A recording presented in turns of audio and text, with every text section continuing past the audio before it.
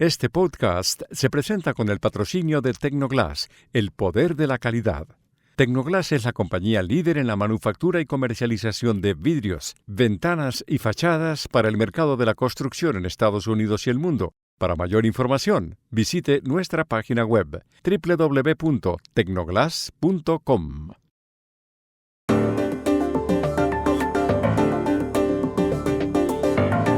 Hoy empezamos la serie de episodios de la pausa de mitad de año.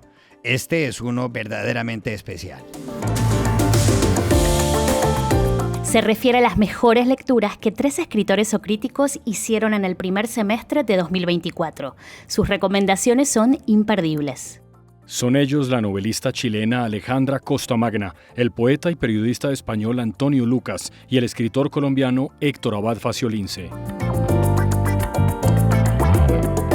Hola, bienvenidos a Y esto no es todo, el podcast del Georgetown Americas Institute de la Universidad de Georgetown en Washington, D.C. Soy Juan Carlos Iragorri, desde Madrid. Soy Ushi Levy y estoy en Los Ángeles. Soy Jorge Espinosa y estoy en Bogotá. Es martes 13 de agosto y esto es todo lo que usted debería saber hoy.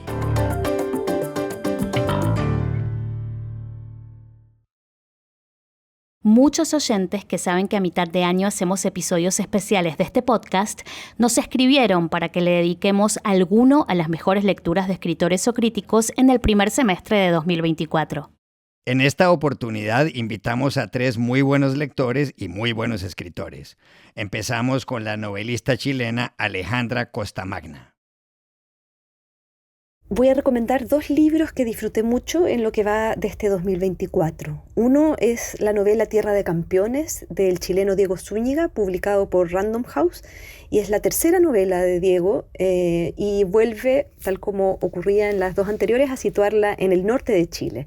Esta historia transcurre entre los años 50 y 70 y podríamos leerla como una novela de formación del protagonista, un niño que aprende a nadar en las aguas de un río y luego se convierte en buzo pescador en una pequeña caleta donde comparte un modo de vida colectivo y solidario en cierta forma con quienes la habitan también.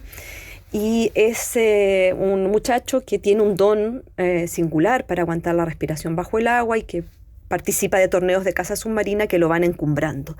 Pero hay algo que no voy a revelar, algo bajo el agua que cambia su vida para siempre. Esta es quizás también una novela de aprendizaje de un país completo. Y lo singular, lo hermoso es que hay un trabajo acá muy acucioso con el narrador, con un yo testigo que se disuelve en lo que pudo ser, en las versiones, en el murmullo, en la fabulación, en el recuerdo apócrifo. En fin, es un registro especulativo que al mismo tiempo valida la ficción para meterse en las profundidades del personaje, del mar, de una época, de un pueblo, del guiño a una tradición poética incluso. Muy recomendable este libro de Diego Zúñiga. Y el segundo libro es Cosas pequeñas como esa, de la irlandesa Claire Keegan, un libro publicado por Eterna Cadencia en 2021 con traducción del poeta argentino Jorge Fondebrider.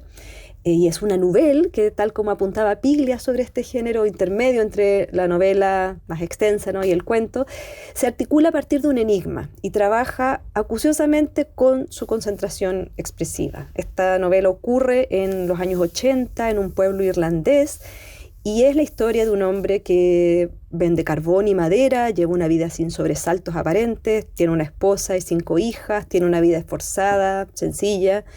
Y tal como en la novela de Zúñiga, pero en otro contexto y con otras consecuencias, un día descubre algo que cambia su percepción, la percepción de sí mismo, de su historia, de su genealogía, de su entorno, de las aberraciones de una sociedad.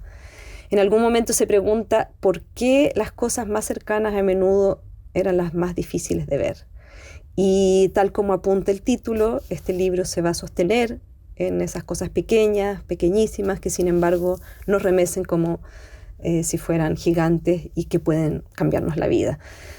Eterna Cadencia ha publicado varios libros de Keegan, todos recomendables, y el último de ellos es Bien tarde en el día, que fue publicado hace muy poquito tiempo.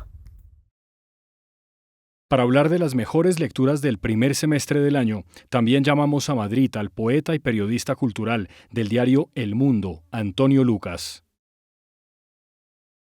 En estos últimos meses, 3 libros han sido para mí 3 motivos de gozo.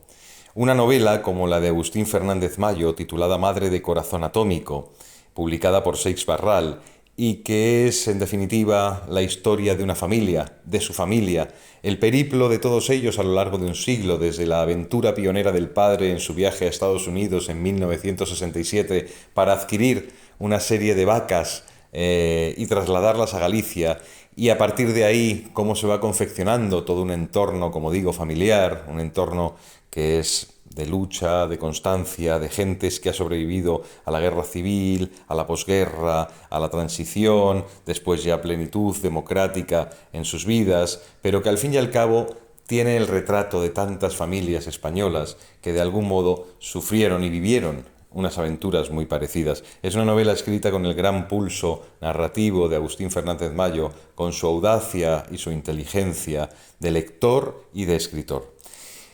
Otra de las lecturas que me han asombrado y que me han gratificado tanto es la de un poeta, la del poeta norteamericano Mark Strand, que nació en 1934 y murió en 2014. La editorial Visor publica una amplia antología de su obra titulada Ningún sitio a donde ir, y quien se acerque hasta la poesía de Mark Strand encontrará la mirada de un hombre sereno, de un hombre reflexivo, de un hombre capaz de emocionar con las herramientas justas, sin necesidad de hacer grandes piruetas verbales, sencillamente con esa capacidad incisiva que tienen algunos poetas de poner el ojo en la palabra y de lanzar las palabras más allá de la vida. Creo que es un poeta a descubrir para quien no lo conozca y a recobrar para quien lo leyese hace tiempo y quiera sentir la intensidad de los grandes poetas en lengua inglesa. Y por último, un ensayo singular, un ensayo que casi ya es un clásico de la literatura del nado. Y cuando digo del nado es que se trata de un libro donde se habla de la historia, de la cultura y la natación, algo bastante insólito, que es lo que hizo Charles Sprawson, que era buceador, era nadador, nació en 1941, murió en 2020, y en este libro explora con una capacidad muy original y seductora la historia cultural de la natación, es decir, lo que para las distintas sociedades ha otorgado el arte de nadar. Y de ahí va desde la Grecia clásica hasta la Roma imperial, Inglaterra, la Alemania del siglo XIX o los Estados Unidos y Japón, ¿no? Pasando por la historia de autores y autoras que fueron realmente grandes amantes del agua, como Byron, Shelley, Edgar Allan Poe, Virginia Woolf, Hart Crane y tantos otros, ¿no? Y ya llega a Goethe, a Coleridge, a Scott Fitzgerald, incluso a Mishima. Todos ellos están vinculados porque todos ellos amaban nadar y amaban echarse a la libertad de las aguas.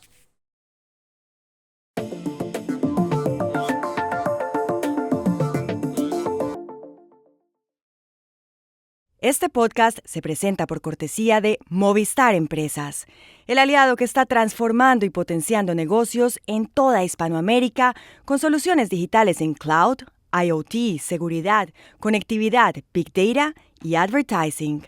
Movistar Empresas, siempre el camino seguro. Y este podcast también se presenta gracias al apoyo de Progreso, una compañía centroamericana líder en cemento, materiales y soluciones para la construcción, con unidades de negocio en los sectores de la construcción, el agro, la energía y el desarrollo inmobiliario, y con presencia en 7 países de América Latina.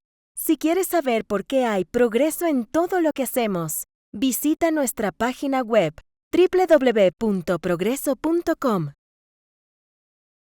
Nuestro tercer y último invitado en este episodio especial sobre las mejores lecturas en los primeros 6 meses de 2024 es el escritor colombiano Héctor Abad Faciolince.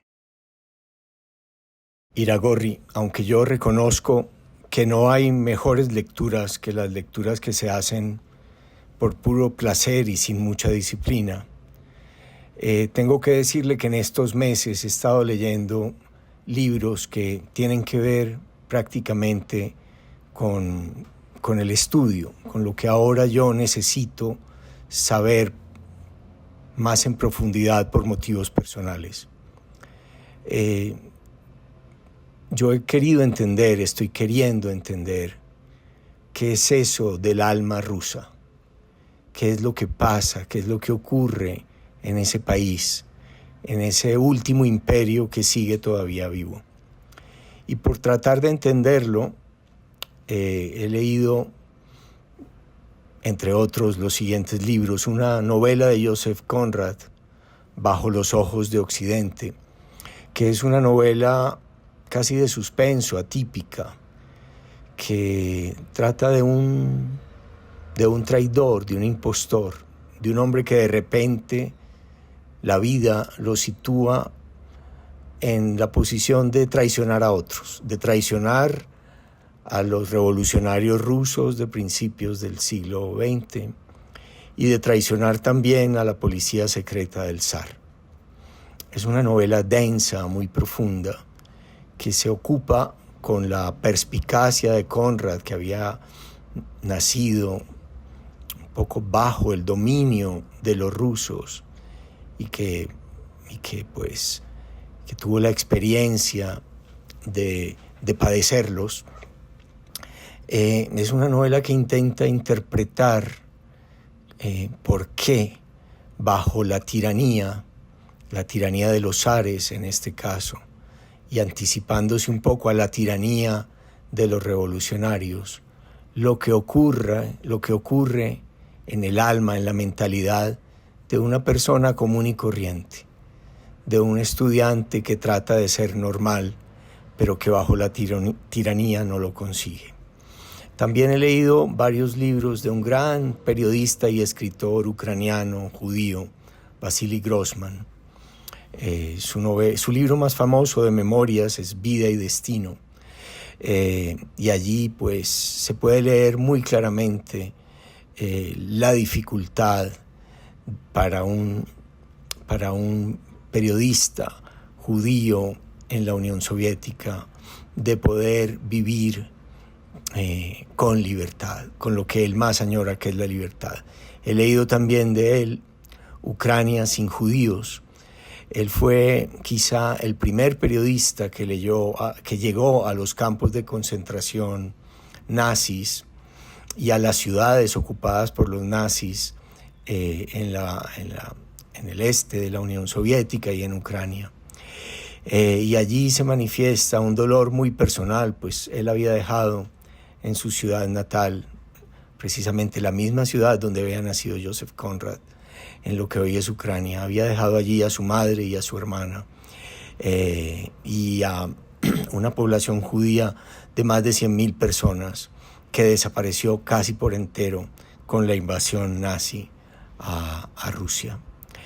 Y en una novela, Todo fluye, también de Vasily Grossman, lo que más me impactó fue el relato detallado de la gran hambruna que padeció bajo Stalin el este de Ucrania, el llamado Holodomor, que es una hambruna poco conocida, poco reconocida, y que hoy mismo Putin trata de ocultar, que fue la colectivización obligatoria de la tierra, la deportación de todos los campesinos, los pequeños propietarios de tierras en Ucrania, y luego la muerte por hambre, por física hambre, de millones, de más de 5 millones de ucranianos, por la obsesión ideológica de Stalin.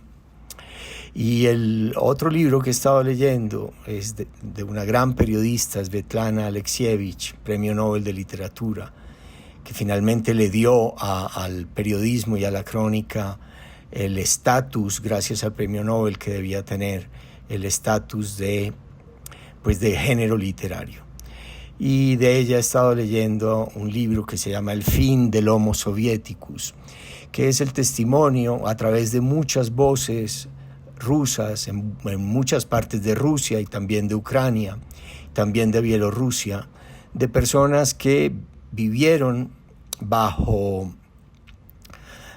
el dominio de la Unión Soviética, del poder opresivo de la Unión Soviética, que se sometieron a él de manera voluntaria o involuntaria. Y sobre todo es muy interesante notar la dificultad que estas personas tienen para salir de esa mentalidad soviética, para realmente quererse acoger a algo que no han conocido ni en el siglo XIX, ni a principios del siglo XX, ni durante todo el siglo XX, ni ahora en el siglo XXI. Esos son los libros que he estado leyendo y que voy a seguir leyendo durante estos meses. Y aquí termina Y esto no es todo, donde siempre habrá más. En la producción estuvo John F. Burnett. Y pueden suscribirse a este podcast en nuestro sitio web yestonoestodo.georgetown.edu, seguirnos en nuestras cuentas de X y de Instagram, @yestonoestodo, y buscarnos en nuestro canal de YouTube. Chao, hasta la próxima.